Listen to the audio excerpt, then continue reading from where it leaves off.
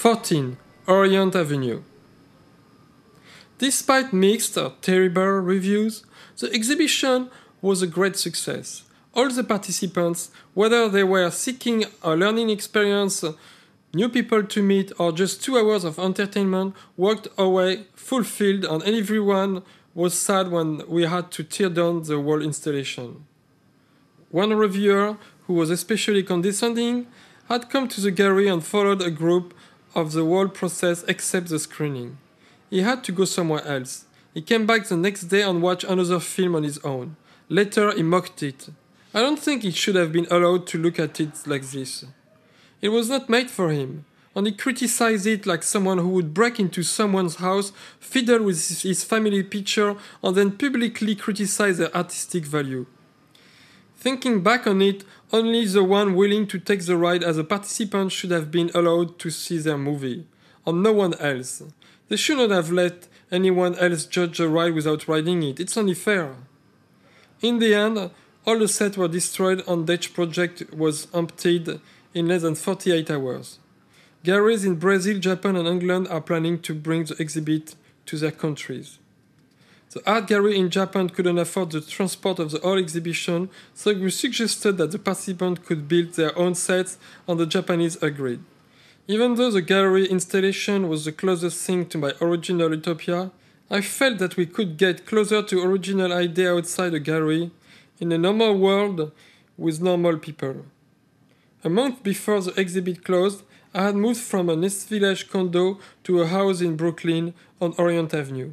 A tiny portion of road squeezed between a small park and 2 gas stations. Who would be happy to move next to a gas station? A French person. For us, they are a nostalgic reminder of the big holiday break on the Autoroute du Sud.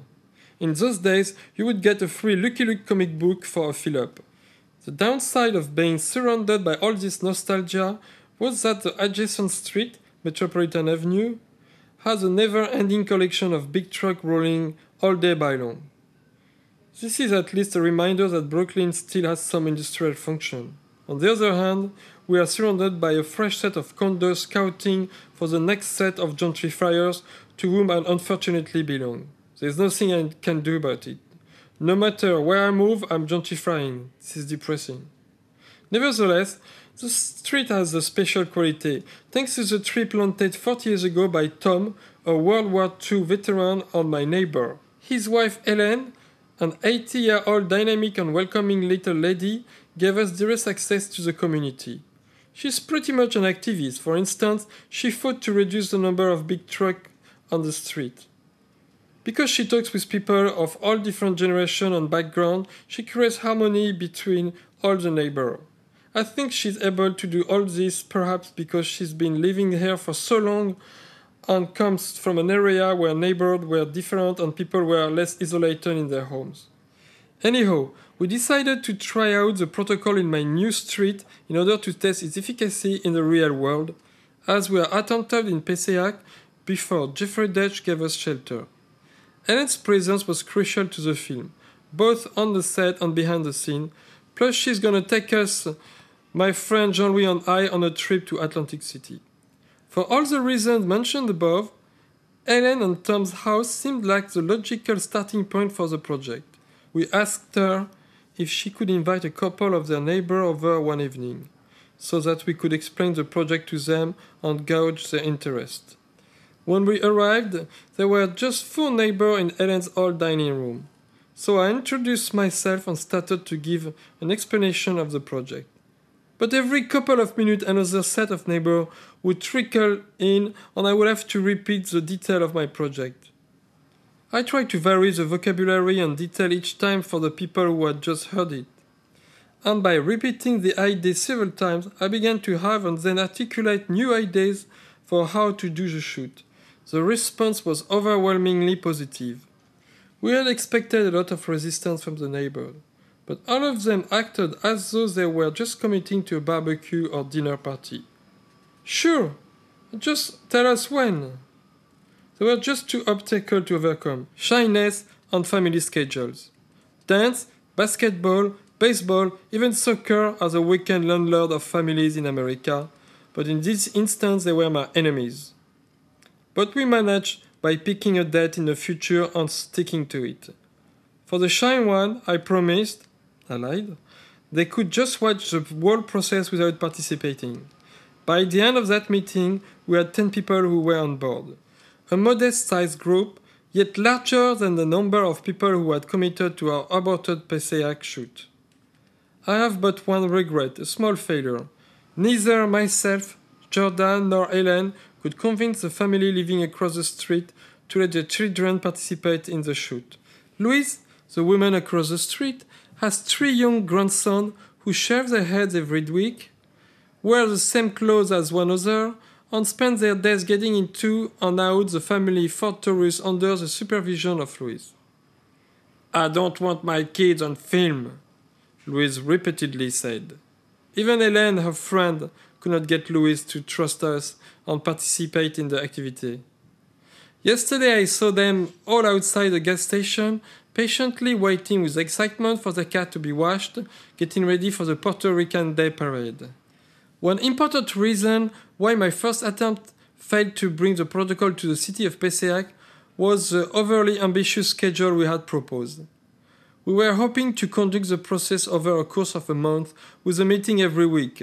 We later realized that this was clearly unrealistic. So this time, everything should be done in a single afternoon. The 2 first meetings, workshop 1 and 2, would happen in my living room with a pizza break in between. I think that this was a key decision to the success of the project. Proof of this came in the form of the huge tropical storm with 20-mile-per-hour wind and 21 inches of rainfall that came to overshadow our day. Realizing that the weather might create a miserable experience for the group, I suggested 2 options just before we started. Either write the story now and shoot tomorrow, or finish the film today, even if it means that we shoot under pouring rain. The overwhelming majority went for the second option. Nobody wanted to come back to finish the film and see the result. Those are important points to remember for those who want to use the protocol with their own group.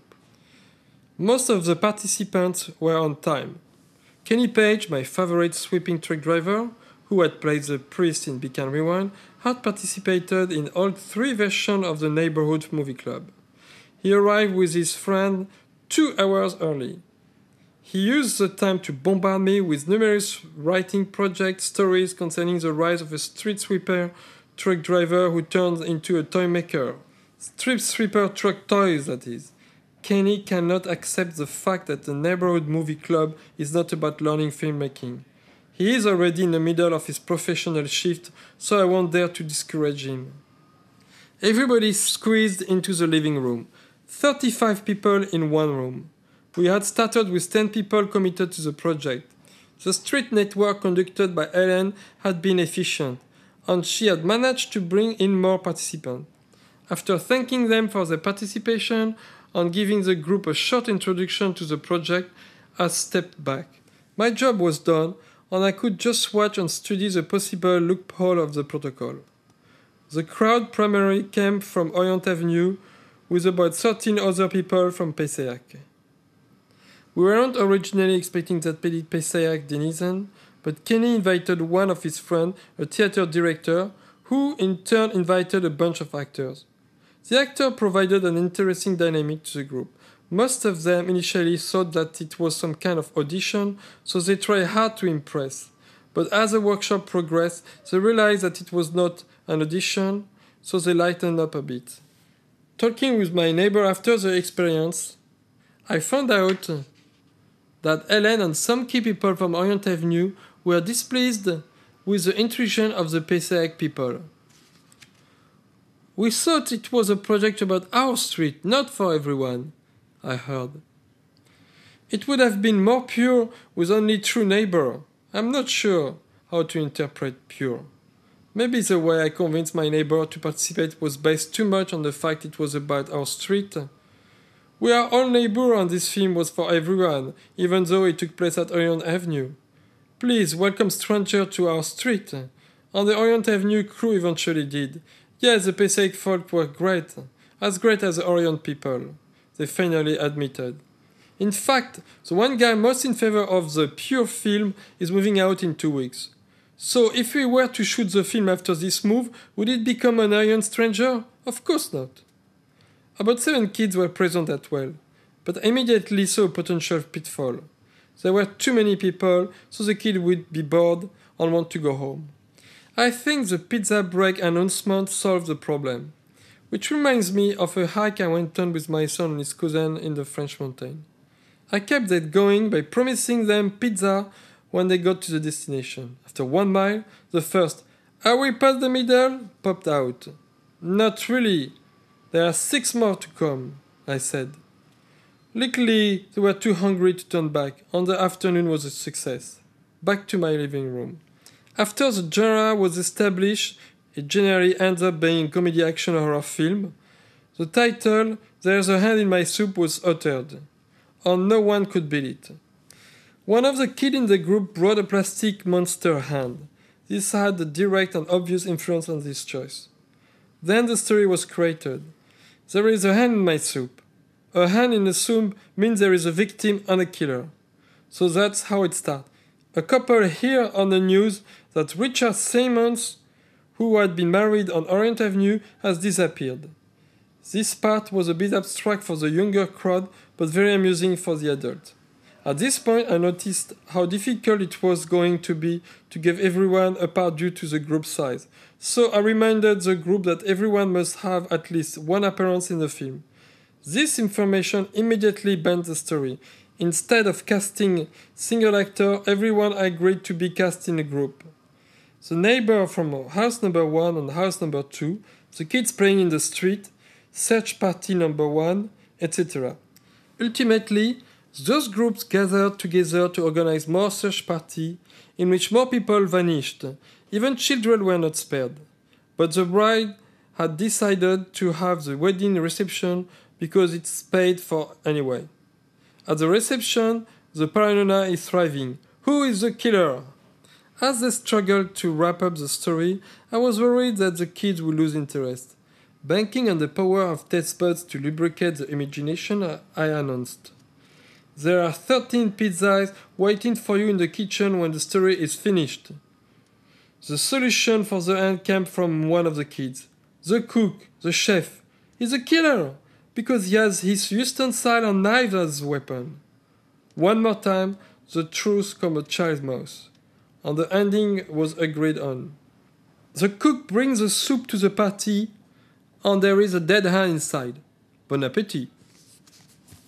By the time of the party break, everybody was having so much fun that we had to try really hard to get them back to workshop too. We talked about this construction site in our garden that created a fault in my neighbor's house, so the work has stopped due to a $1 million lawsuit.